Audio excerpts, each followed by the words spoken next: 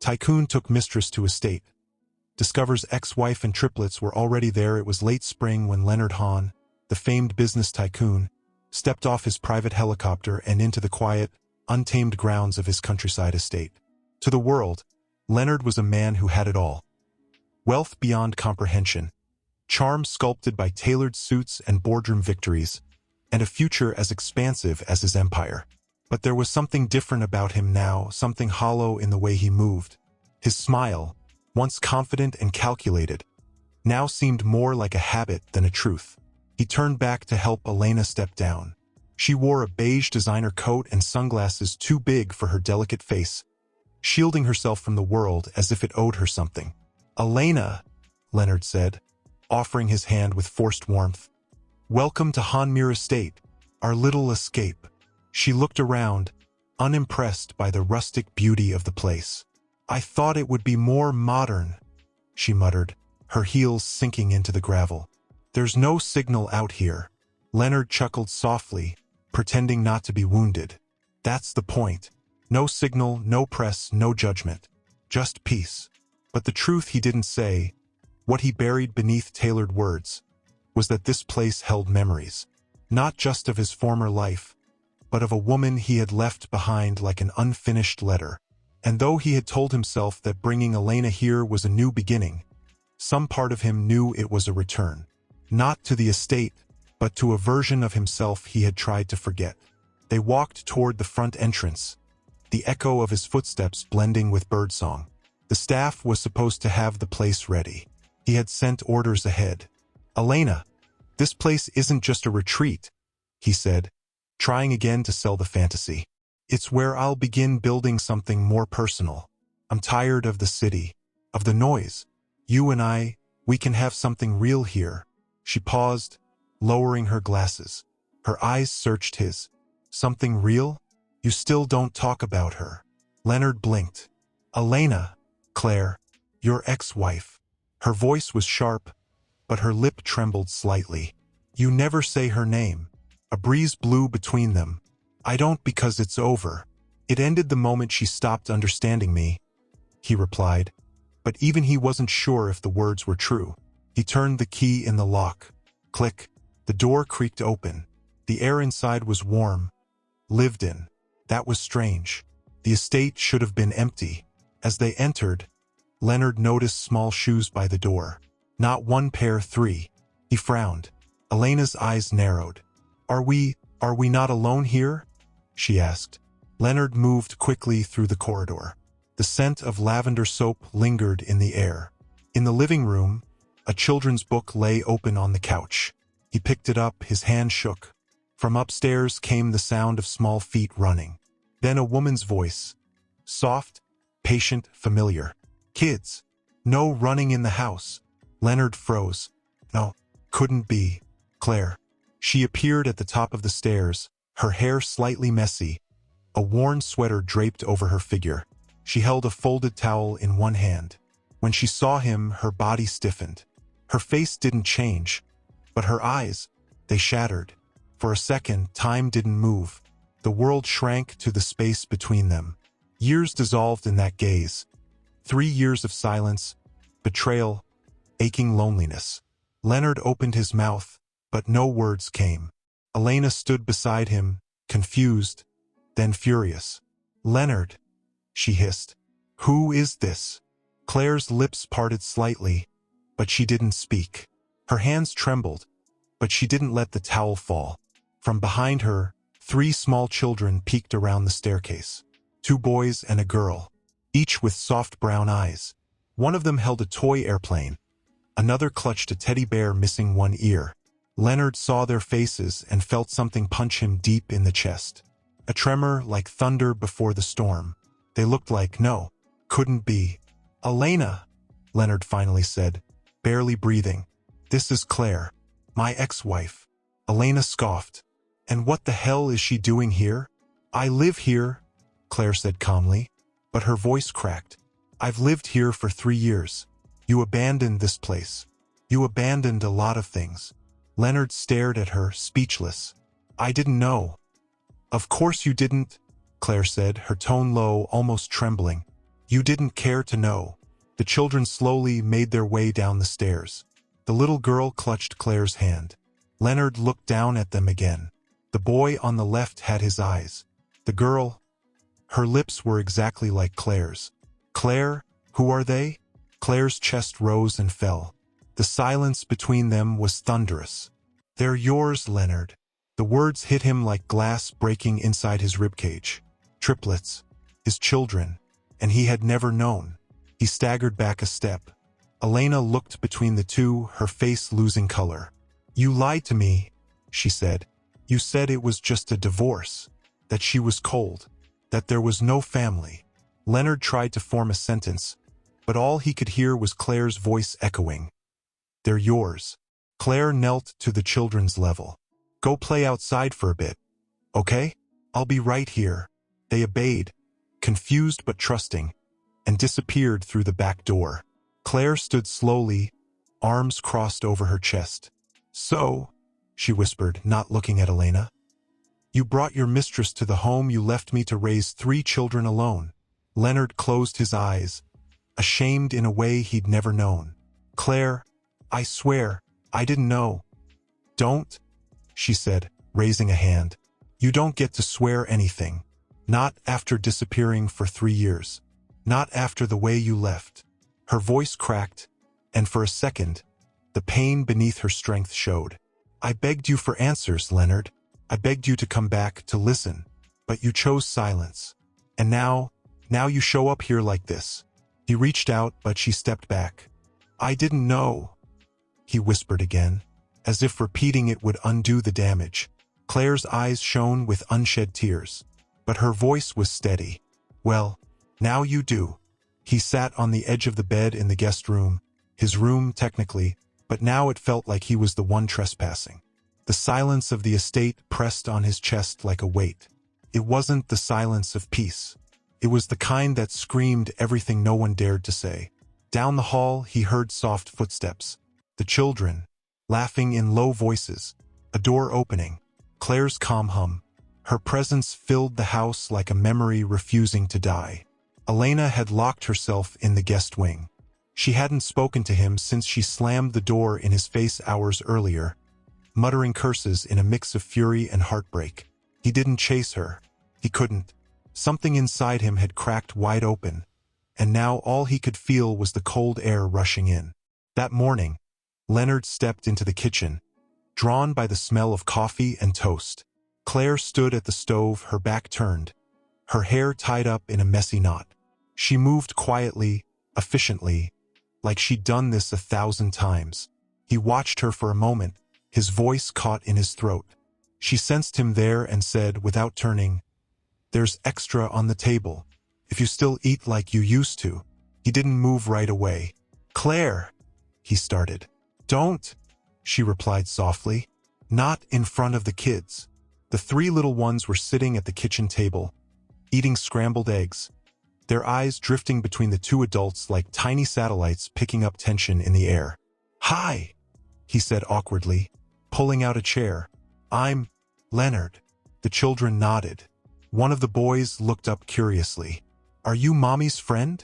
Leonard hesitated. His heart clenched. I guess you could say that, he whispered. Claire shot him a warning look. Finish your breakfast, she told the children. Then, without glancing at Leonard, she added, I need to speak with Mr. Hahn privately. The title hit him harder than it should have. She led him outside, out to the porch where the morning mist still clung to the grass. She crossed her arms and stared into the distance. I didn't tell them about you, she said after a long pause. I didn't know what to say. How do you explain abandonment to a child? Leonard looked down at his hands. They were trembling. I didn't know you were pregnant, he said, his voice shaking. Claire, I swear. No, she cut in. Don't make this about what you didn't know. You knew you were leaving. You knew you broke something. That's enough. He bit his lip, fighting the burn in his chest. I never stopped wondering about you, he murmured. About what might have been. She laughed bitterly, turning to face him. You never stopped wondering? Is that what you tell yourself to sleep better at night? While you were buying yachts and flying to Paris with your model girlfriend, I was working double shifts at a diner, Leonard. I gave birth to 3 children alone. Do you know what it's like to scream in labor and realize no one is coming for you? He flinched. She took a deep breath, holding back tears. I lost everything. My pride, my dreams, my body, and I didn't even get the courtesy of a goodbye. I didn't mean to leave you like that, he said. Things were chaotic. You thought you could walk away and be clean, she snapped. You thought I'd vanish into silence. But life doesn't work like that. Not when you leave children behind. He shook his head, his voice barely audible. I didn't know there were children. That's the only thing saving you right now, she whispered. That you didn't know. Because if you had, and still walked away. Her voice cracked, and she turned from him, blinking hard. Leonard stepped forward instinctively, but stopped himself. I want to fix it, he said, pleading now. Whatever it takes. I want to know them. I want to know you again. Claire closed her eyes. You can't just walk in and expect to be a father.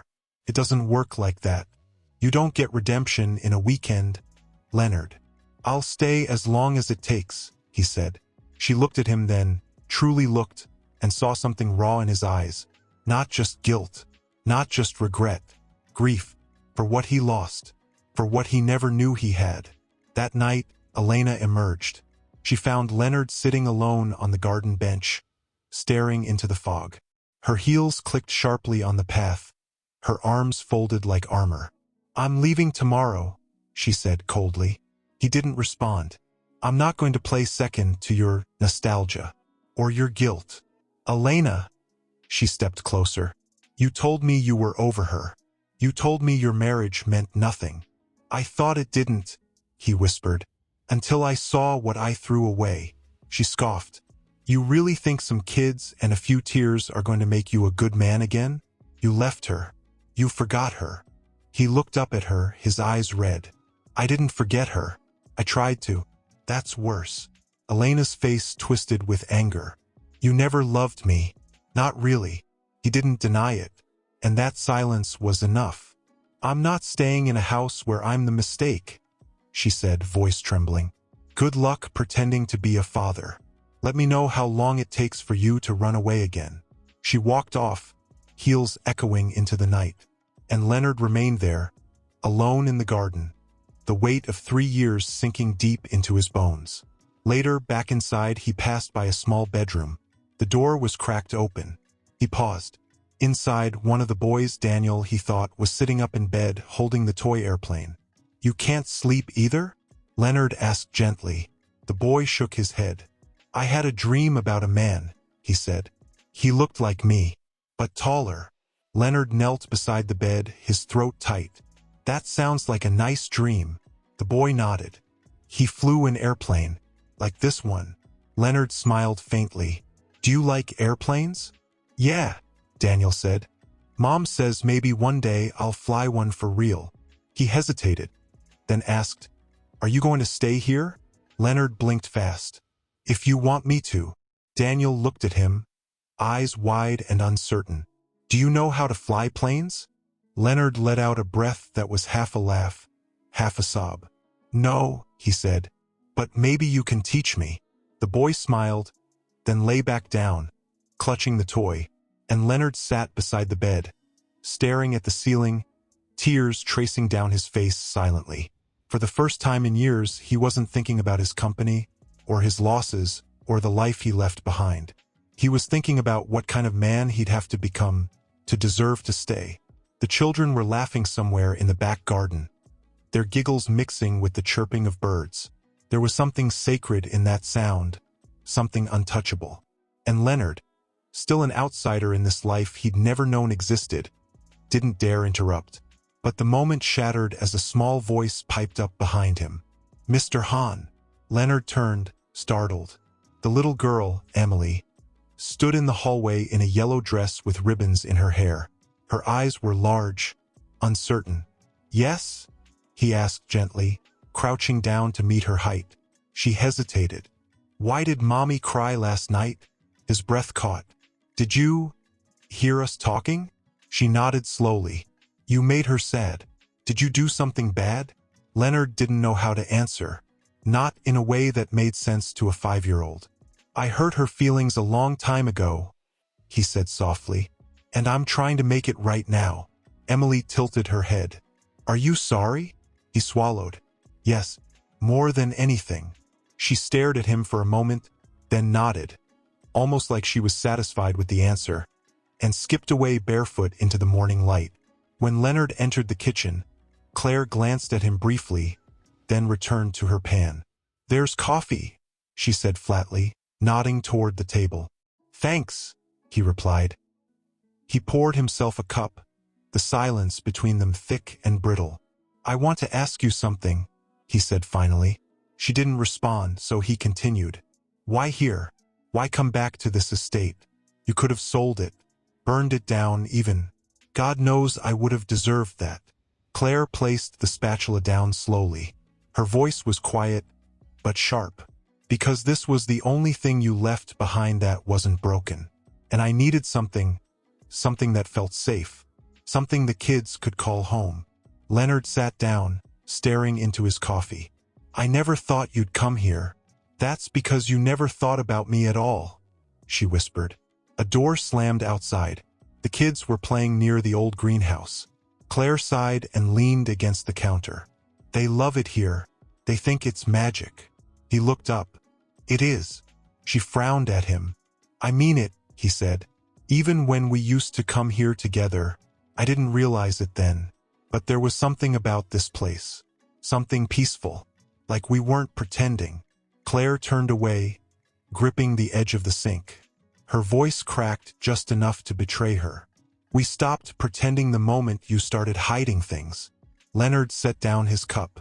I didn't cheat, Claire. Not at first. I got lost. Her silence said everything.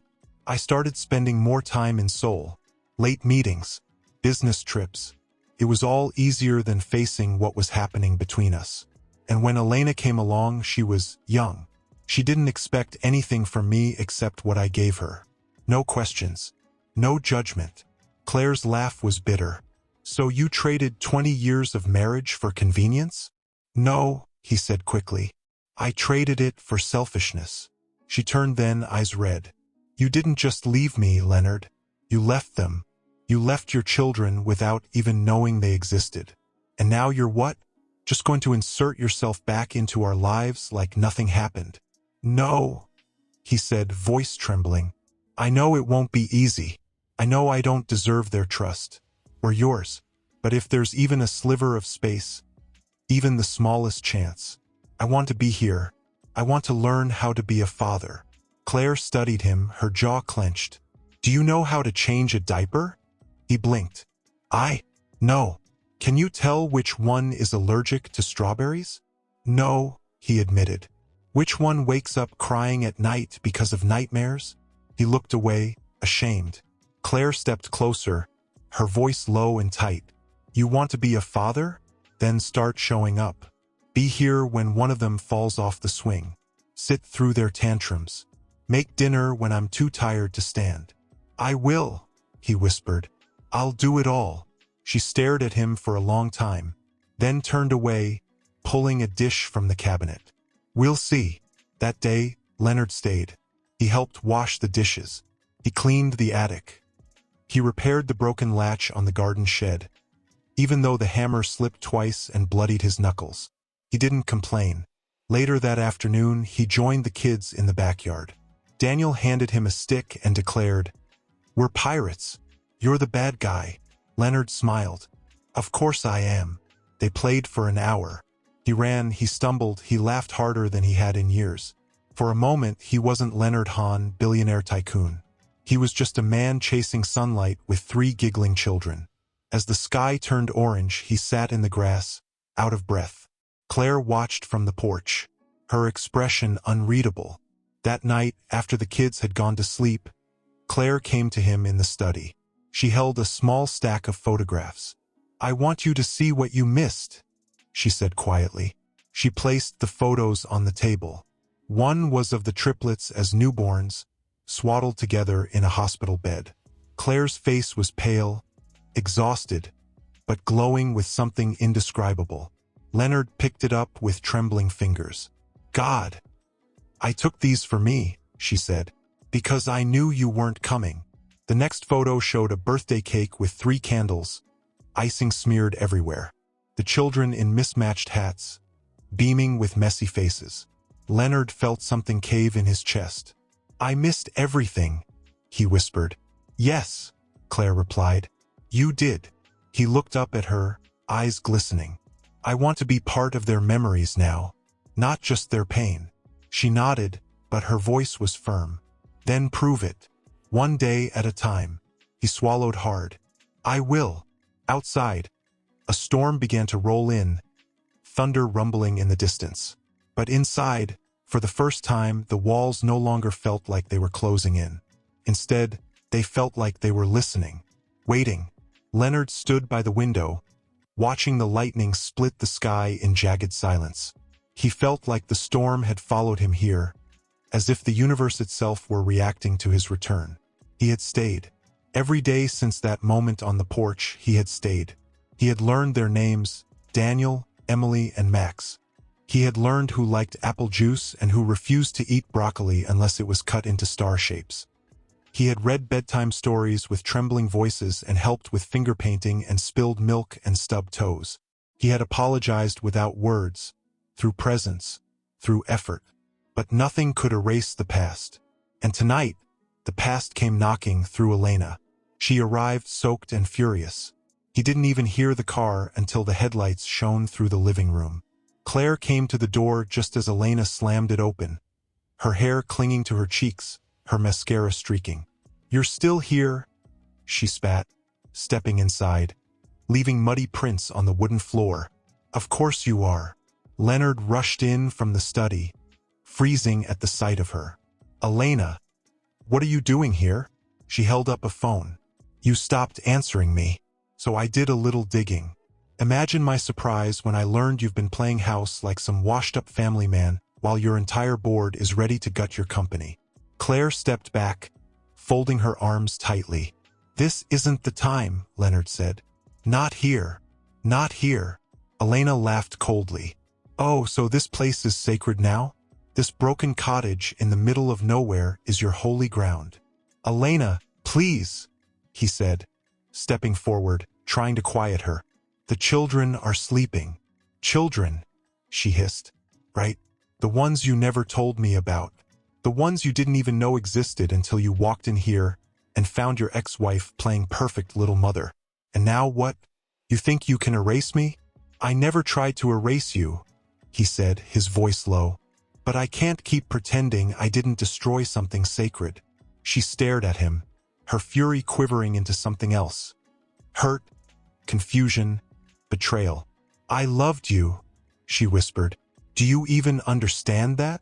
Leonard closed his eyes. I thought I loved you too, he said. But I was running. From guilt, from responsibility, from myself. And when I saw Claire again, when I saw them, I realized that I had been hollow all along. You used me, she said through gritted teeth. I was lost, he replied. You didn't deserve that. Claire turned away, not wanting to hear any more, not wanting to feel the ache returning. Elena laughed bitterly. You know what's ironic? I was the other woman, and I didn't even know it. Leonard stepped toward her, gentle. I won't defend what I did, but I need to make this right. With her. With my children, he said. With Claire, if she'll let me. A silence stretched. Only the rain dared speak. Elena's shoulders slumped, her fury cracking. I gave you 3 years, she said softly. I thought we were building something real. I'm sorry, he whispered. She shook her head, backing away toward the door. Don't apologize. Just don't come looking for me again. She turned and left, the door swinging shut behind her like a final breath. Leonard stood still, the silence roaring in his ears. Claire remained near the kitchen, her fingers wrapped tightly around the edge of the counter. She didn't speak. She didn't move, until Leonard whispered. She was right. Claire turned her head slightly. I told myself I loved her, but the truth is, I just didn't want to face the man I'd become. And she made it easy not to. She didn't ask questions. You did. You always asked. You saw me. Claire's eyes shimmered, but no tears fell. You broke everything you touched, she said, including me. I know. He stepped forward. And I can't undo it, but I can keep showing up. Day by day, hour by hour. I want to be here, Claire. Not just for them, but for the truth of what we had. Even if you never forgive me. Claire looked at him, her expression unreadable. Forgiveness isn't a door you walk through once, she said.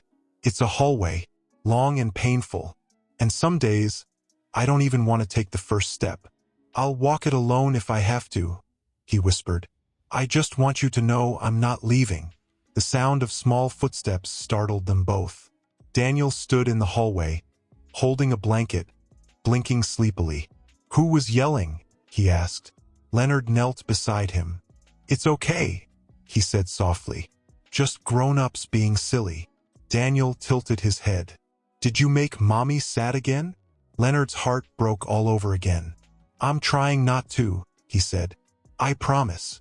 Daniel reached out and touched his face, his tiny fingers brushing against Leonard's stubble. You look like me, the boy said. Leonard choked on the lump in his throat. I was just thinking the same thing. Claire watched them, and for the first time, something in her posture softened. Not forgiveness, not yet, but maybe the beginning of grace. Leonard tucked Daniel back into bed and stayed until the boy's breathing slowed, until the storm outside quieted. He returned to the living room, where Claire had poured 2 cups of tea. She sat on the sofa, staring into the steam. I don't know what this means, she said, without looking at him. Me neither. But they're watching us, she added. Every word, every silence. They're learning from us. I want them to learn that love doesn't mean perfection, Leonard said. But it does mean showing up when it's hard. Claire nodded slowly. They're already more brave than we ever were. He sat beside her, careful not to touch, just to be near. In the distance, lightning flickered once more, soft now, like the tail end of a storm. A warning that not all wounds heal quickly. But somewhere beneath the thunder, something else stirred. Not forgiveness, not yet, but the first flicker of something that could become hope.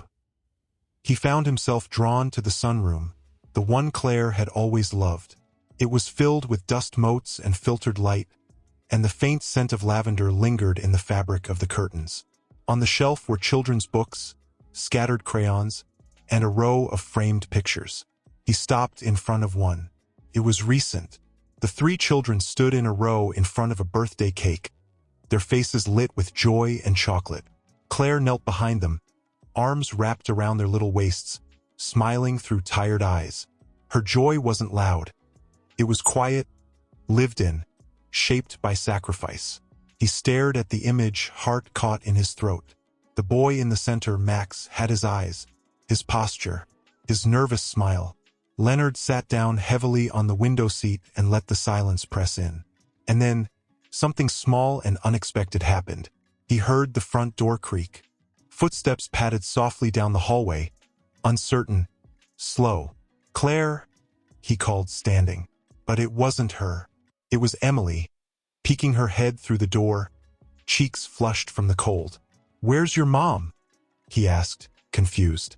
She let me run ahead, Emily said, stepping in. I forgot Mr. Bunny. She clutched a small stuffed rabbit to her chest, worn at the ears. Her eyes looked up at him, studying his face. You were looking at our picture, she said. He smiled faintly, his voice quiet. It's a beautiful photo. Mommy made the cake, she said proudly. Chocolate with strawberries inside. But Max couldn't eat it. Strawberry allergy, Leonard said, recalling Claire's words. I remember now. Emily tilted her head. Did you forget everything before? He paused, his hands trembling slightly. Yes, I think I did. Mommy says forgetting can be a kind of survival, but remembering is braver. He stared at her. She was 6. How could she say something like that? Your mom is very wise, he whispered. She nodded solemnly, then hugged the rabbit to her chest. "Are you going to stay forever?" Leonard swallowed. "I don't know if I'm allowed to. But you want to? More than anything." "Yes." She studied him again, her little brow furrowed. "Then you have to learn all the rules." He smiled. "Rules?" She held up one finger. "Rule 1, don't yell. Ever. It makes Max cry." "Got it." "Rule 2, if you're sad, you can tell Mommy. But don't lie. She hates that." "Understood." "Rule 3, she whispered, scooting closer. "Don't leave. Ever." Leonard felt his throat close. He reached out, gently touching the top of her head. "I'll remember that one most of all." Claire appeared in the doorway then, a bag of groceries on her shoulder. Her eyes met his and she paused, just for a second, seeing Emily beside him. "She found Mr. Bunny," he said quietly. Claire nodded. Of course she did. She set the groceries down on the counter and began unpacking them. Leonard moved to help her without asking. They worked side by side in a silence that, for the first time, didn't feel like punishment. Later that day, after the kids had gone outside, Leonard sat in the living room going through old boxes Claire had left stacked by the bookshelf. He was hoping to find more pictures of the children, something to anchor him in the years he had missed. Instead, he found a thin, leather-bound notebook. He opened it, and there, scrawled in Claire's handwriting, were entries, letters, written to him. The first was dated just 3 days after he'd left. "Dear Leonard, you probably won't read this. Maybe I just need to feel like someone's listening. I'm pregnant. I don't know how. I don't know what to do. I'm terrified. But part of me still wants to believe you'd care. That if you knew, you'd come back." His hands shook as he turned the pages. Letter after letter, dated weeks apart, months, spanning the pregnancy, the birth, the nights of colic and fevers and loneliness. One page was smudged with what he could only believe were tears. "They all cried at once today, for hours. I didn't know how to comfort them. I screamed into a pillow. Then I rocked them all on the floor and sang lullabies until I couldn't speak anymore. Where are you?" He couldn't breathe. Claire walked in and stopped cold when she saw the notebook in his hands. He looked up, eyes filled with disbelief and anguish. "You wrote to me?" She swallowed, her expression guarded. "It was the only way I could speak without shattering." "I never saw these," he said. "Not once." "I didn't send them," she replied. "What was the point?" Leonard stood slowly, holding the notebook like it was fragile glass. "Claire, I should have come back. I should have known." "Yes," she said. "You should have." The wind outside howled against the windows. "You wrote to a man who didn't deserve it," he whispered. "I didn't write for you," she replied. "I wrote to survive you." Her voice trembled slightly, and he felt the weight of her strength. How she had borne pain silently, how she had carried the weight of both parents alone. "I want to earn it now," he said. "Every moment I missed, every page in that book." She looked at him, her eyes still wary, still hurt, but beneath the pain, a flicker of something was there. Not warmth, but the recognition that maybe, just maybe, this man standing before her wasn't the same one who walked away. He placed the notebook on the table. "May I keep reading?" Claire hesitated, then gave a single nod, and Leonard sat down, notebook in hand, and opened to the next page. Not to escape his past, but to face it, line by line, word by word.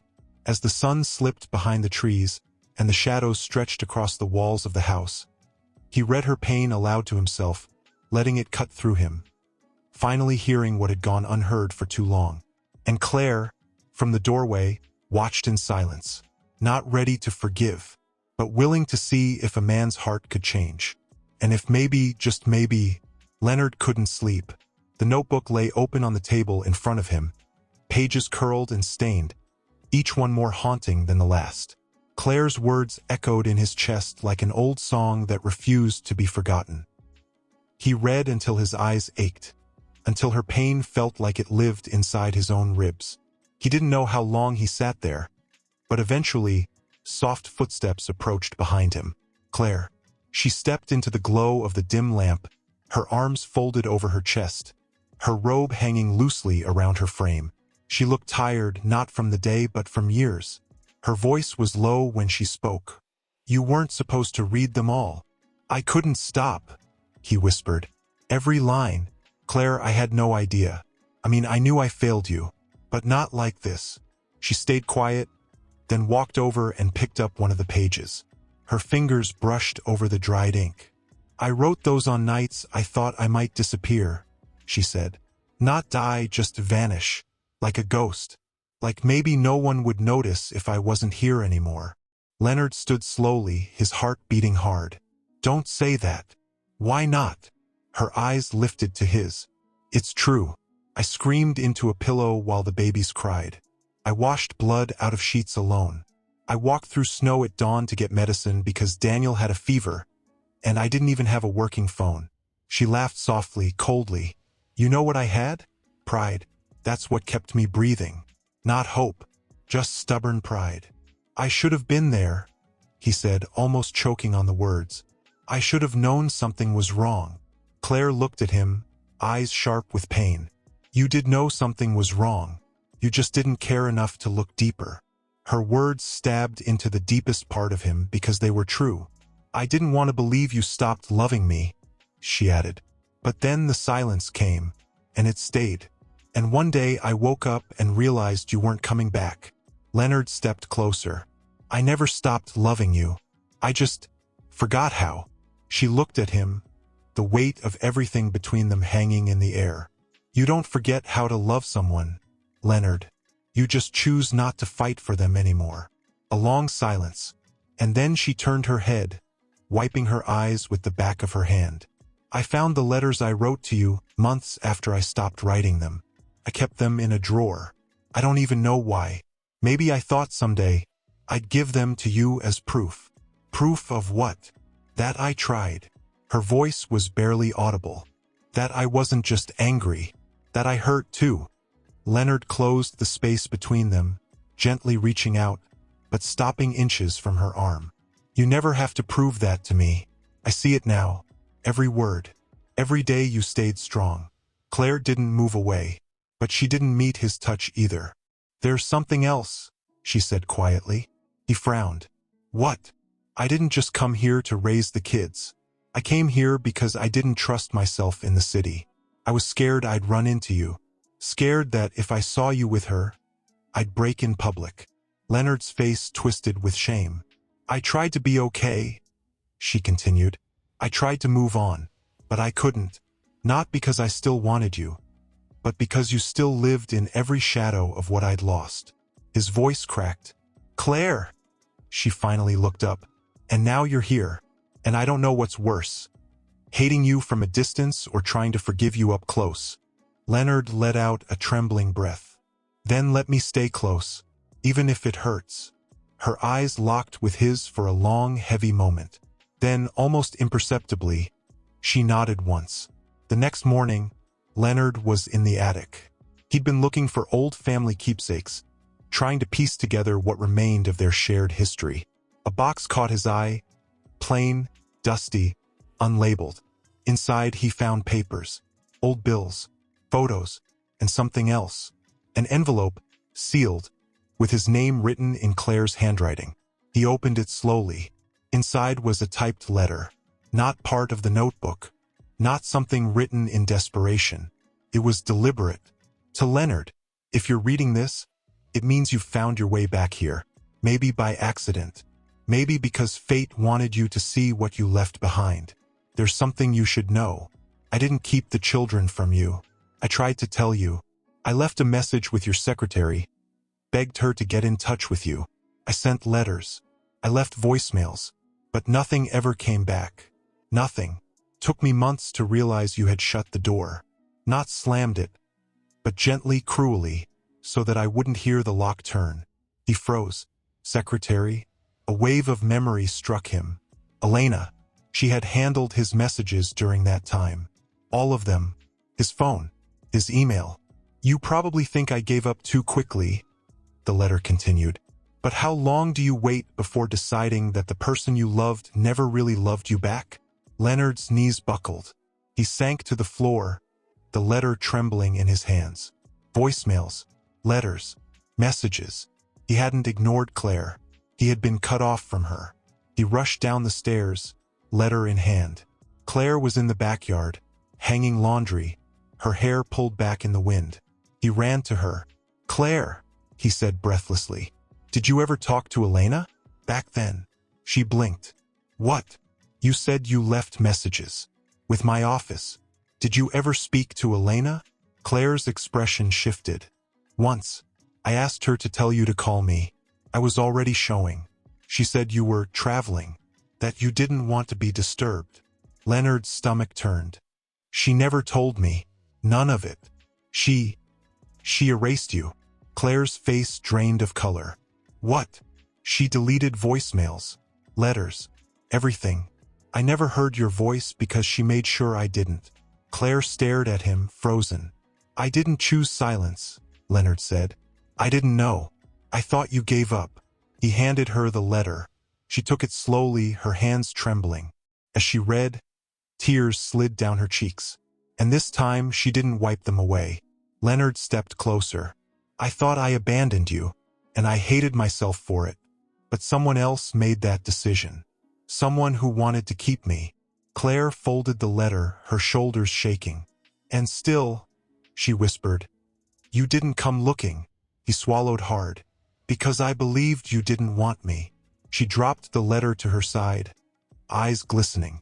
"I still don't know if I do." He nodded. "But now, at least we know the truth."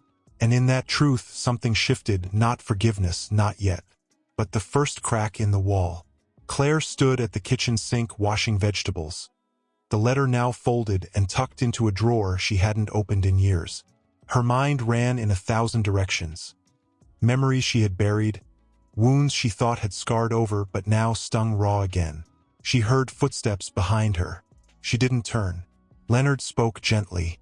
"The kids are asleep. Max was out the moment I finished the story." Claire nodded. "He always falls asleep halfway through." He hesitated, then stepped closer. "You were right," he said. "About everything. About me. About what I chose not to see." She stopped washing, her fingers still under the water. "I don't need you to keep saying that," she whispered. "I know," he replied. "But I need to keep saying it." She finally turned, her eyes tired but calm. "Do you think knowing the truth changes everything?" "No," he said. "But it changes something." Claire sighed, drying her hands with a towel. "I spent 3 years thinking you chose to forget me, that you erased us like we never happened. That kind of pain doesn't just vanish. I understand." "No, you don't," she snapped, then softened. "You think you do, but you don't. You've been here a few weeks. You've read my words, you've played with the kids, but you haven't lived what I lived." Leonard looked down, ashamed. "I missed their first words," he said quietly. "I missed their first steps, their first nightmares. I missed their first day of school. I missed you breaking down in the middle of the night with no one to hold you." Claire's breath hitched. He looked at her, eyes heavy. "So maybe I'll never understand the full weight of what you went through, but I can carry what's left. If you let me." She studied him, unsure of what to believe anymore. "I didn't ask you to come back," she said. "I know. I didn't need you to fix anything. I know that too. Then why are you still here?" He didn't answer right away. Finally, he stepped closer, his voice trembling. "Because I never stopped loving you," he whispered. "And because they're mine. And even if you never let me love you again, I'm still their father. And I'll stay, for as long as they'll have me." Her chest rose and fell with uneven breaths. She turned away, walking toward the window. Outside, the wind rustled through the tall grass, and the moon hung low and pale in the sky. "You say that now," she murmured. "But what happens when it gets hard again? When you feel small and helpless and invisible?" He stepped beside her, not touching her, just near. "Then I'll stay small and helpless and invisible, but I'll still be here." She didn't respond. "I'm not asking for your heart," he said. "I'm asking for a place at the table, in the hallways, in their lives." She closed her eyes. "Do you even know what being their father means?" "I'm learning," he said. "I want to know every answer. I want to memorize their dreams, their fears, the way they say goodnight." Claire turned, meeting his gaze. "Daniel bites his nails when he's nervous." Leonard nodded. "Emily won't sleep without Mr. Bunny." "I know," he smiled faintly. "Max won't eat the crust on his toast. And if he thinks you're angry with him, he shuts down. Completely." "I noticed that yesterday," Leonard said softly, "when I raised my voice. He didn't look at me for an hour." Claire stared at him, and for the first time he saw something behind her walls. Not love, not trust, but the beginning of acknowledgement. "You're watching," she said. "I am." Another silence, a deep, charged one. Then she turned back toward the kitchen, her voice quiet. "They have a school recital in 2 days." Leonard blinked. "I didn't know that." "You do now," she said. "They've been practicing for weeks. They're singing. Emily has a solo." "I'd love to go," he said immediately. Claire paused. "I didn't say you were invited." "I'll sit in the back," he said quickly. "I'll stand outside if I have to." She gave him a glance he couldn't quite read. Then, without another word, she left the room. The next day, the estate was full of gentle chaos. The kids were buzzing with excitement, practicing their song in the garden, shouting over one another and correcting each other in the innocent way only siblings could. Leonard watched them from the porch, his hands in his pockets. His heart twisted with something he didn't know how to name. Was it regret? Was it awe? Was it something new, a kind of hope too fragile to speak aloud? That night, after the children had gone to bed, Leonard sat at the dining room table with a notebook open in front of him. Claire walked by, glancing at him. "What are you doing?" He looked up, sheepish. "Writing letters. To them. One for each of their birthdays I missed. One for each holiday. Just so they'll have them someday." She said nothing, just stood there. He pushed one of the pages toward her. She read a few lines in silence.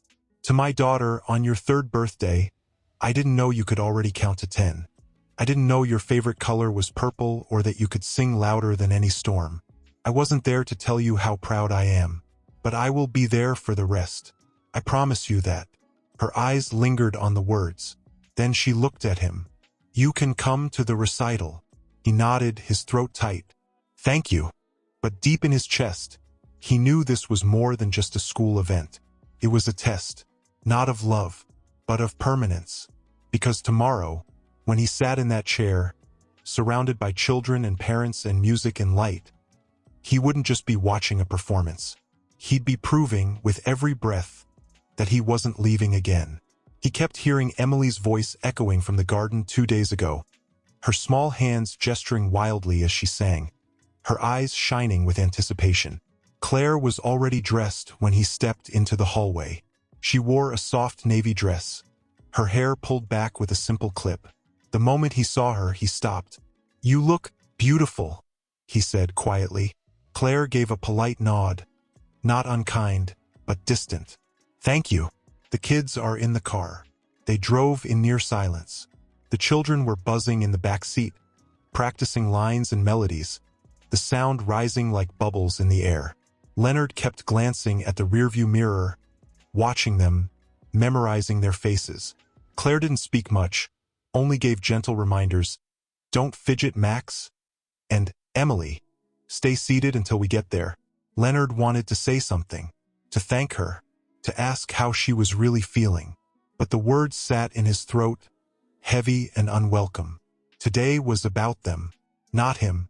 The school auditorium was small but charming, filled with rows of parents already seated, clutching programs and flowers.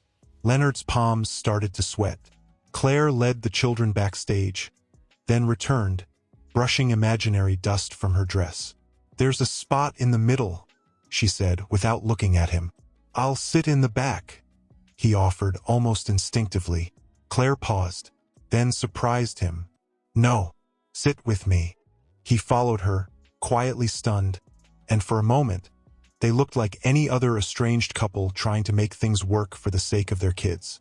The lights dimmed. A teacher welcomed everyone with a microphone, her voice cheerful and high-pitched. Then the children began to walk on stage in neat little rows. Leonard's heart stopped when he saw Emily, center stage, her hair in braids, her dress white with purple ribbons. She looked around nervously, then spotted them in the audience. She smiled, she waved, and then she sang. Her voice was small but steady, full of that breathy innocence only children possess. Leonard felt a tear slip down his cheek before he even realized it. "She's amazing," he whispered. Claire nodded without speaking. The whole performance lasted less than 20 minutes, but it felt like time bent inward. He clapped too loudly when they finished, too long. Claire didn't stop him. After the show, they waited in the hallway with other parents as the kids spilled out from backstage. Emily ran straight into Claire's arms. "You were perfect," Claire said, kissing her cheek. "Absolutely perfect." Then Emily turned and threw her arms around Leonard's legs. "Did you see me? Did you hear me sing?" He knelt down, overwhelmed. "I heard every word. I was the proudest person in that room." She beamed. "Even prouder than Mommy?" Leonard laughed softly. "I think we tied." The boys joined them moments later, waving drawings and snacks from backstage. The hallway was loud with joy, the kind that only children can create. But then, a voice sliced through the noise. "Well, isn't this cozy?" Leonard turned. Elena stood at the edge of the crowd, her arms crossed, her eyes sharp and cold. She was dressed perfectly, as always, but her presence was like ice in the room. Claire straightened immediately, instinctively pulling Emily closer. Leonard stood, his face tightening. "What are you doing here?" "I came to talk," Elena said, stepping closer. "I figured this would be the one place you wouldn't ignore me." Leonard took a slow breath. "This isn't the time, or the place, isn't it?" she said, raising a brow. "Seems like the perfect stage. You already have your happy little audience." "Leonard," Claire said, voice low but steady, "take the kids to the car." He hesitated. "Claire, I'll handle it, please." He nodded, guiding the children away, casting one last glance back as Claire stepped forward to face the woman who had once dismantled her life. "What do you want, Elena?" Claire asked, keeping her voice level. Elena's gaze flickered. "You think you've won something, don't you? That you're the victim and I'm the villain." Claire gave a dry laugh. "You didn't just steal my husband. You buried my voice. You made sure I disappeared." "I did what I had to do," Elena snapped. "Leonard was lost. I saved him." "No," Claire said, eyes narrowing. "You made sure he stayed lost. Because that's what power looks like to people like you." Elena's face twitched. "Do you really think he came back for you? That he still loves you?" Claire didn't flinch. "I think he's trying to become someone worthy of their love," she said, nodding toward the children. "And that's more than you ever inspired in him." Elena stepped closer. "You don't deserve him just because you suffered." Claire looked her dead in the eye. "I don't want him because I suffered. I want peace. For me. For my children. And if Leonard's part of that peace, he'll have to earn it." Elena stood in silence, her mouth pressed in a thin, furious line. "I suggest you leave," Claire said, her voice low and resolute. "Because no matter what you think you're here to fix, this moment doesn't belong to you." Elena opened her mouth to respond, but found no words. She turned sharply and walked away without looking back. Claire stood alone in the hallway for a long second, heart pounding, chest aching, but unbroken. Outside, the children were already buckled in. Leonard stood beside the car, his eyes questioning. "Are you okay?" he asked softly. Claire nodded. "Was she here to threaten something?" "No," Claire said. "She was here to see what she lost." Leonard exhaled, a long, shaky breath. As they drove home, the kids chattered about cupcakes and costumes and who sang the loudest. Claire watched them in the rearview mirror, and for the first time in years, the ache in her heart loosened just a little. Leonard didn't try to speak. He just reached into the side pocket of his jacket and pulled out a small, folded note. He handed it to her quietly. She unfolded it. "Today you let me witness a miracle. Thank you for not shutting the door. I'll keep standing in the hallway until you open it completely, or until you ask me to leave." Claire looked at the paper, then looked at him. The children had gone to sleep without protest, still glowing from the excitement of the recital. Max had climbed into bed without his usual struggle. Daniel had fallen asleep clutching a drawing of the three of them on stage. Emily whispered goodnight with a sleepy yawn, hugging Mr. Bunny tightly to her chest. Claire stood in the hallway for a while after tucking them in, watching the rise and fall of their chests. These small, steady breaths. This peace was hard-earned, and she wasn't ready to take it for granted. Leonard was on the porch when she stepped outside, leaning against the railing, looking out at the moonlit field. He didn't turn when she came near. "They did beautifully today," he said. "They did. You raised them well." Claire crossed her arms and leaned against the other end of the railing. "I tried." He looked over at her, his expression thoughtful. "Do they ever ask about you?" He nodded. "Sometimes," she said, "in pieces. But I never gave them a villain." He turned away, guilt pooling in his chest. "I think I deserved to be one." "No," she said softly. "They deserved peace more than I needed revenge." They stood in silence for a moment. Then Leonard's voice broke the quiet. "I was afraid of being a father." Claire looked at him. He wasn't just saying it, he was confessing it, like a wound he'd never dared show. "Afraid of what?" "Of not knowing how. Of becoming like my own father. Cold. Distant. He taught me that presence wasn't the same as love." She didn't speak, letting him continue. "I used to think money could make up for everything, that if I provided, I had done my part. But today, when Emily sang and looked straight at me, it wasn't money she wanted.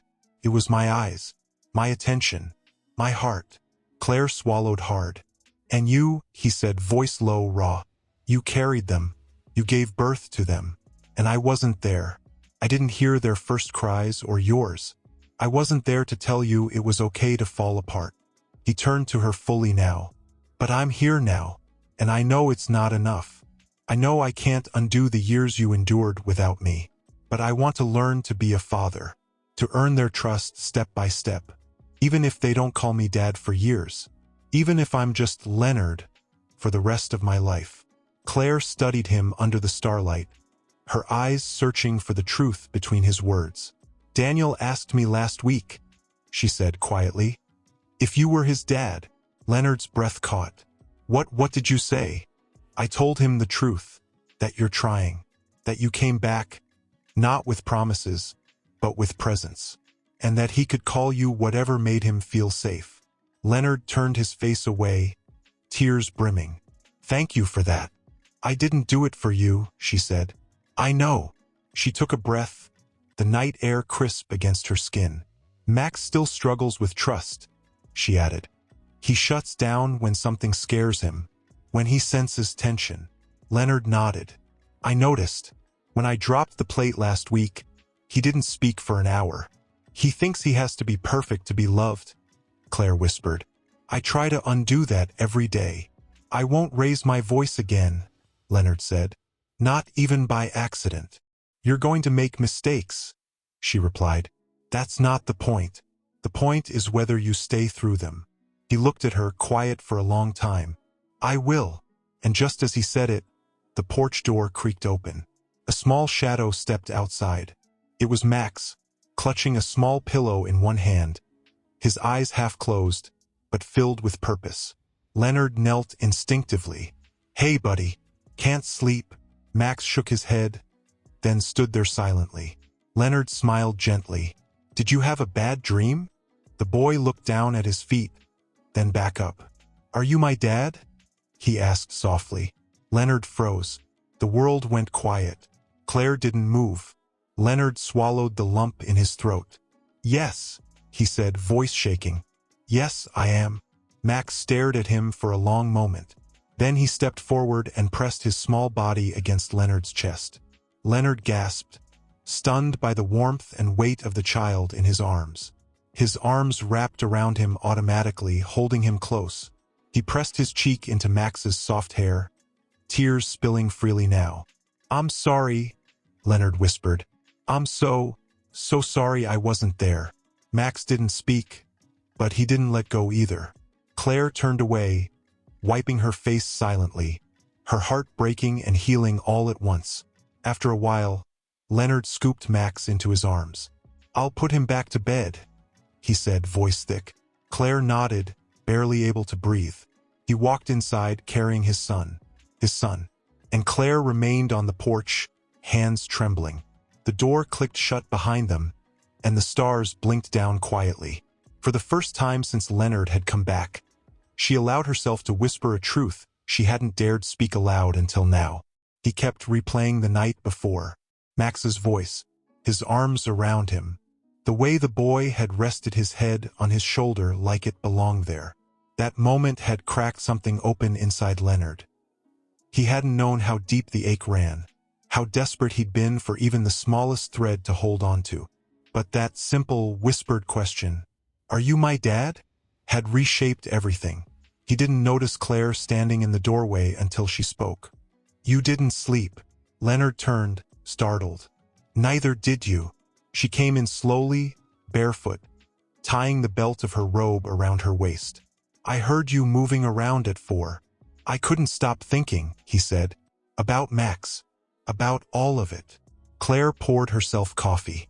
She sat across from him, and they sat there like that for a while, two people trying to learn how to share space again. Then Leonard spoke, almost in a whisper. "I got a call yesterday." Claire looked up, cautious. "From who?" "My attorney. He said there's an emergency board meeting this week. Apparently some partners are pushing to dissolve several of my holdings. There's talk of replacing me." Her fingers tightened around her cup. "So it's happening." He nodded. "They want blood," he said. "And I'm not sure I have the fight left in me." Claire stared at him for a long moment. "Are you going back?" "I don't know." "Why didn't you tell me last night?" "Because for the first time in 3 years," he said slowly, "someone called me Dad. And I didn't want that to be buried under the wreckage of everything I left behind." Claire leaned back in her chair. "You always compartmentalized things, kept everything in boxes." "I know, but life doesn't fit into boxes, Leonard." "I'm learning that," he said, voice low. She sipped her coffee and looked out the window. "What happens if you go back?" "I'll be gone for days, maybe weeks. And if you stay, I could lose everything." She turned back to him. "You've already lost everything once, and you survived." He met her eyes. "Not really. I just learned how to live with the emptiness." She looked down. Leonard hesitated. "If I go, I don't know if I'll come back to the same house, to this table, to you." Claire said nothing. He leaned forward, his voice trembling. "But if I stay, I don't know if I can protect what's left of the life I built." "You mean your empire?" she said. He nodded. "You'll have to choose." He ran a hand over his face. "How did you do it? How did you make impossible choices and still stand?" Claire looked at him. "Because I wasn't allowed to fall." The words landed heavy between them. He sat back, defeated. "What if I'm not strong enough?" "You don't have to be strong," she said. "Just honest." He looked at her, his eyes soft. "Can I ask you something?" She gave a small nod. "If I stay, not just today but fully, if I let it all fall apart out there, what does that mean for us?" Claire stared into her cup. "I don't know," she said. "I haven't decided yet." His heart sank, but he didn't push. "But I do know this," she added. "If you leave again, even for the right reasons, it'll break something in them. Maybe something we can't fix." He nodded slowly. "I needed to hear that. I wish you didn't." Suddenly, the sound of small feet padding down the hallway reached them. Daniel came into view, yawning, hair a tangled mess. Leonard smiled. "Morning, buddy." Daniel rubbed his eyes. "Can we have pancakes?"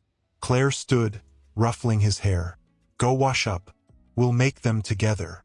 Daniel nodded sleepily and disappeared again. Leonard watched the doorway long after he was gone. Then he stood and moved to the sink, staring out at the field beyond the window. "Do you remember the day we bought this place?" he asked. Claire turned, surprised. "You were 6 months pregnant," he said. "We had no clue what we were doing. We thought peace could be bought," she said with a sad smile. "And when you stepped out of the car," he added, "you looked at the trees, the sky, and said, 'This will be the place where we grow.'" Claire's smile faded. "I let it rot," he whispered. "I walked away from the one thing that could have saved me." She came to stand beside him. "It's not rotted," she said. "It's just weathered." Leonard looked at her, his throat tight. "I'll stay," he said. She blinked. "I'm not going back to Seoul," he continued. "Let them burn it down if they want. I'm staying here, with them, with you, if you'll allow it." Claire didn't speak. "I'll plant roots," he said. "I'll learn how to build again, from the ground up." Still, she said nothing, so he stepped back, nodding slowly. "You don't have to answer now. I just needed you to know." He turned to leave the kitchen, his heart pounding, but her voice stopped him. "Leonard." He turned. She was staring at him, her eyes unreadable. "If you're going to stay," she said, "then you'd better learn how to make pancakes." He let out a breathless laugh, a mix of shock and wonder and aching gratitude. "I'll start now." Claire crossed her arms. "You burn them, you're washing dishes for a week. Deal." As he fumbled through the cupboard, searching for flour, something shifted in the air. Subtle, almost invisible. But it was real. It wasn't forgiveness. It wasn't love reborn. But it was a beginning. Leonard followed a few moments later, carrying 2 mugs of tea. He handed her one without a word and sat on the step beside her. They sipped in silence, the kind that wasn't heavy anymore, but reflective, almost calm. "I've been thinking," Claire said finally, watching the last edge of sun slip behind the trees. "There's something harder than forgiving." Leonard looked at her. "Letting go of who you thought someone was," she continued. "Letting that version die, so you can see who they are now, and decide if you can live with that." He nodded slowly, absorbing every word. "I'm not that man anymore," he said. "At least, I'm trying not to be." Claire took a slow breath. "I know. I see it in the way you talk to them, the way you wait instead of rushing in, the way you pause." He looked down at his hands, then at her. "I pause," he whispered, "because I'm terrified of breaking what I've only just begun to understand." Her eyes softened, and for a moment, the wall between them thinned. "I was so angry," she said. "For years. I used to stand right here on this porch, holding Max when he couldn't sleep, and I'd look out at that road, imagining what I'd say if I ever saw your headlights again." Leonard's voice was hoarse. "What would you have said?" Claire gave a sad, quiet laugh. "Nothing. I would have just turned off the porch light." He swallowed hard. "But then you came back," she added. "Not with excuses, not with charm. You came back with your hands empty." He nodded. "Because I had nothing left." "You had one thing left," she said. "What?" "Time," Claire replied. "And you gave it. To them. To me. Without asking what you'd get in return." Leonard turned toward her, searching her face. "I still don't know what I'll get in return," he said gently. She met his gaze, steady but uncertain. "Neither do I." Their eyes held, full of 1,000 unspoken things. Grief, memory, tenderness, fear. "Would it be wrong," he asked, "to hope for something more someday?" Claire looked down, then out toward the field, where the wind moved like a quiet river across the tall grass. "No," she said, "it wouldn't be wrong." Leonard felt his heart inch open. He didn't reach for her hand. He didn't move. He just sat with her in the fading light, honoring the fragile space between them. Inside the house, Max called out, "Mommy!" Claire stood quickly. "I'll go." But Leonard touched her arm, just briefly. "Let me," he said. She hesitated, then stepped aside. Leonard walked in quietly, finding Max sitting up in bed, rubbing his eyes. "You okay, buddy?" My book fell, Max murmured, pointing to the floor. I didn't want to get out of bed. Leonard bent down, picked up the book, and sat on the edge of the bed. You want me to read it? Max nodded sleepily. He opened the book, reading each word slowly, pausing to show the pictures. Max leaned into him, his head against Leonard's arm, eyelids fluttering. Halfway through the book, Leonard looked down. Max had already fallen asleep. He closed the book gently and set it aside, brushing a soft curl from the boy's forehead. I'll stay, he whispered. Every night if you need me. Every morning, too. He stood slowly and turned to leave, but stopped in the doorway. Claire was there, watching. She didn't say anything, just gave the smallest, almost invisible nod. Later that night, Leonard found her in the study, sorting through an old box of the kids' school drawings and photos. He hesitated in the doorway. I was thinking, he said. Claire looked up. I want to build something here, not just memories, something real, a life, with routine, with presence, with meaning. She raised an eyebrow. Like what? I don't know yet, he admitted. Maybe a greenhouse? For the kids. For you. Claire's lips twitched. You can't even keep a houseplant alive. I'll learn, he said, smiling. They can teach me. She studied him. I don't want grand gestures, Leonard. This wouldn't be a gesture, he said. It would be a promise. In pieces. One seed at a time. Claire exhaled, her fingers moving slowly over a crayon drawing of 3 stick-figure children holding hands with a tall man. You really gave up everything, she said. Didn't you? He nodded. It turns out everything wasn't worth much without you. She looked down, folding the drawing gently. And what if this? She gestured to the house. The kids, herself. Doesn't turn out how you hope? He paused. Then I'll still be here, even if it hurts. For the first time, Claire didn't question his answer. The house was still, the air heavy with truth, and outside, the wind carried the scent of earth and rain and something else. A future not yet written. They were planting their first flower bed. Claire didn't call out. She didn't interrupt. She just watched. Leonard had removed his jacket, rolled up his sleeves, and was covered in soil. He looked nothing like the polished tycoon who once vanished without a goodbye.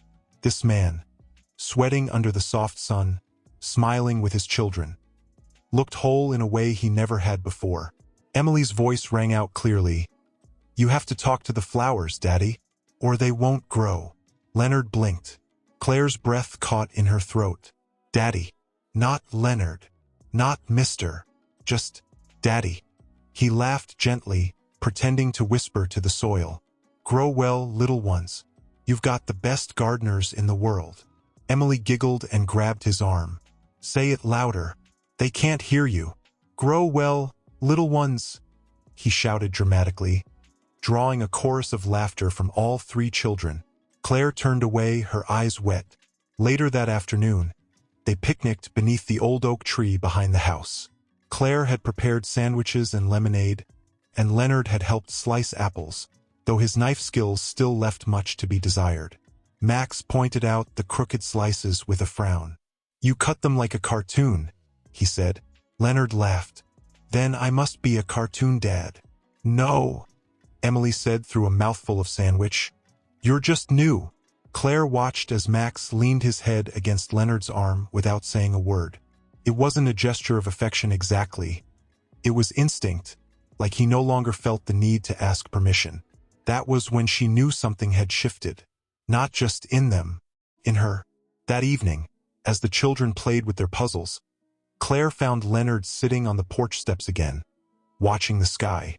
The sun had just dipped low, casting the horizon in a soft orange glow. She sat beside him a little closer this time. They called you Daddy today, she said quietly. I know, he whispered. I didn't expect it. Neither did I. He turned his face toward hers. I didn't think I deserved it. Claire looked down at her hands. You didn't, but they gave it anyway. Children don't know how to measure worth. Only presence. I won't betray that again. She nodded. They sat in silence, until Daniel's voice drifted from inside. "Mom? I can't find the blue piece." Claire stood, but Leonard touched her wrist gently. "Let me." She nodded, letting him go. He disappeared into the house, and she leaned against the railing, looking out over the growing garden. The flowers hadn't bloomed yet, but they would. When Leonard returned, the stars had begun to emerge. "They're all asleep," he said. "Even Max." "You've learned their rhythm," Claire said. "I watch closely now," he answered. "I didn't before."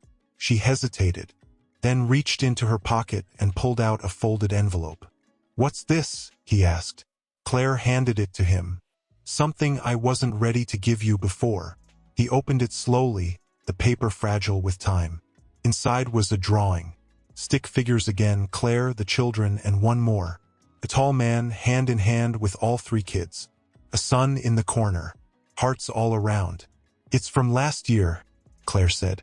Emily drew it, when she asked why all the other kids had a dad who picked them up from school. "I didn't know what to say, so I said you lived far away." Leonard stared at the drawing, his chest aching. "She drew you in anyway," Claire added. She said, "He's just not home yet." His voice cracked. "I was so far away." Claire looked at him, truly looked. "But you came back." He folded the drawing carefully, placing it in his pocket like something sacred. Then, hesitating only a moment, Claire said, "They want to have a family day. The kids. They've been asking if we could all go somewhere. Just us." He blinked. "Where?" "Doesn't matter. The lake. The market. A drive through the mountains. They just want to be seen with you." Leonard's voice was low. "With me. Not just around me." "Yes," she said. "I'd like that," he replied. Claire nodded, then stood. But before she could step away, he asked softly, "Claire, do you think we could ever be something again?" She didn't turn. "I think we already are," she said. "Just not the same thing we were." And she walked back into the house, leaving him alone on the porch, stars overhead, the drawing warm in his pocket, and a future beginning to write itself in the quiet. And for the first time since he had returned, Leonard didn't feel like he was waiting to be let in.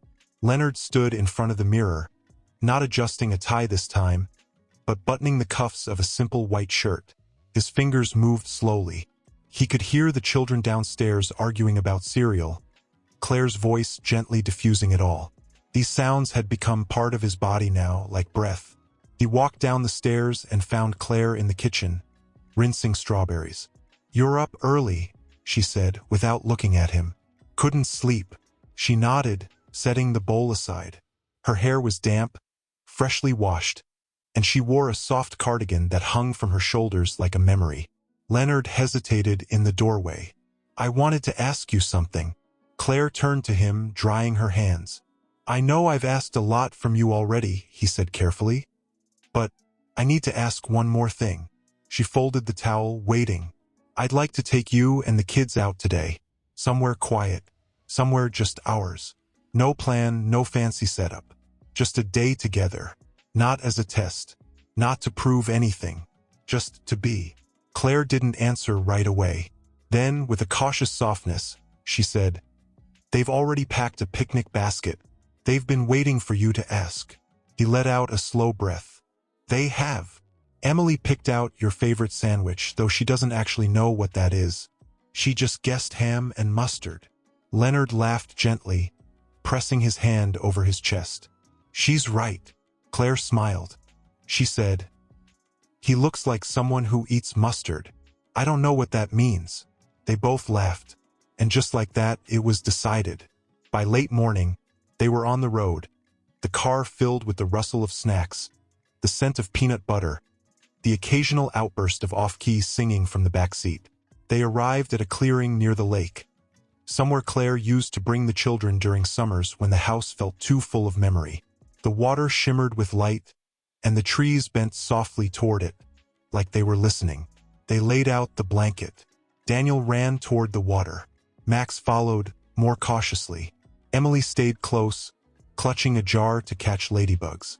Leonard stood beside Claire, watching them all with a reverence he couldn't quite explain. I never imagined this, he said. Claire glanced at him. What part? That I'd feel like I belonged again, without earning it, without forcing it. She looked out at the water. They didn't ask for you to earn it. They asked for you to mean it. Leonard nodded, slowly. They sat under a tree, the kids nearby, and for a while they just listened, to wind, to laughter, to time passing gently. Then Leonard reached into his pocket and pulled out a small, folded sheet of paper. I wrote something, he said, last night. I wasn't going to show you, but I want to read it to you. Claire looked at him, unsure. He took a breath and began. Asterisk, to the woman who carried everything. I used to think love was loud, grand, something that came in bouquets and apologies. But now I know, love is quieter than I ever understood. It's in the way you cut apples, in the way you waited for me without saying it, in the way you hurt and still offered your children space to believe in someone I wasn't yet. I don't expect your heart to reopen for me. I just want you to know. I see you now, all of you, and I am no longer a man who walks away. Asterisk, when he finished, his hands were shaking. Claire didn't say anything, not for a long time. Then she reached over, gently took the paper from him, folded it carefully, and placed it in her bag. Her eyes shimmered. That's the first letter you've ever written me. Leonard looked at her. I hope it's not the last. She smiled faintly. It won't be. They were quiet again. Then Claire stood, brushing the grass from her skirt. Come on. Emily wants to show you the secret trail. Leonard rose slowly, unsure. Secret trail. Claire raised an eyebrow. They made it last summer. It's basically just a line of rocks and some muddy footprints. But they call it sacred. Leonard chuckled. Then I guess I'd better see it. He followed her, watching the way she walked a few steps ahead but not out of reach. The sun filtered through the trees above, casting soft gold on her shoulders. At the edge of the woods, the children called out, waving for him to follow. Claire turned to him, eyes soft but guarded. Are you ready? Leonard met her gaze. I've never been more ready for anything in my life. And together they stepped into the trees. Not to escape the past. Leonard carried Emily on his back. Her small arms looped around his neck, her head resting against his shoulder. I want to come back here every week, she murmured sleepily. You got it, sweetheart, he whispered. Every week. Claire walked beside them, Max holding her hand, Daniel walking just ahead with a stick he was pretending was a sword. They were a picture, a real family held together by something deeper than names or roles. Back at the estate, the golden light spilled through the windows as they unpacked the last of the picnic supplies. Claire sent the children upstairs for baths while Leonard carried the cooler into the kitchen. Claire stood at the sink, rinsing the water bottles, her back to him. Leonard hesitated, then broke the silence. I've been thinking about what you said the other day, about peace not being a promise, but something we have to create. I didn't really understand it until today. Claire didn't turn, but her hands stilled under the water. I saw them out there, he continued, his voice softer now. I saw the way they ran ahead, looked back to make sure we were following. The way they included me without question. They weren't waiting for proof. They were just living, trusting. Claire set the bottle aside and finally turned, wiping her hands on a dish towel. You're not a guest anymore, she said simply. Leonard's heart beat faster. What am I, then? She studied him, and her voice was careful, quiet. You're here, and that matters more than the past ever could. He nodded, emotions rising in his throat. I'm afraid every day that I'll mess this up. You will, she said gently. But so will I. That's what it means to stay. There was something in her eyes now, a softness, a fragile light that hadn't been there before. Leonard took a step closer. I want to build something permanent here, not just be present, not just fix what I broke, but live, really live, with you, with them. No more half measures. Claire looked down, her hands tightening around the towel. I'm not the same woman you left, she said. I know. I'm tired, she added, of opening doors that end up slamming shut, I'm not asking you to open a door tonight, he said. Just to leave a light on. She exhaled, slow and deep. I already have. Leonard blinked, stunned. Claire glanced up at him. I've been watching you, Leonard. The way you read to Max. The way you sit on the floor with Daniel, letting him explain his imaginary kingdoms. The way you hold Emily like she's something you don't deserve to carry. And you're right. You don't. I know. But they're not looking for a perfect father, she said. They're just hoping you won't disappear again. I won't. Claire nodded once, slowly. Then maybe, she said, her voice faltering slightly, we can start again. Not where we left off, but somewhere new. Somewhere honest. Leonard felt his breath catch. I don't deserve you. I'm not asking you to, she said. Just show up tomorrow. And the next day. And maybe, if you keep showing up, I'll let you stay for good. I'll earn that, he whispered. Every day. Claire reached out, touched his hand. Just lightly, like a breeze brushing through the leaves. It was the first time she'd touched him in years. And it wasn't an accident. From upstairs came a small, sleepy voice.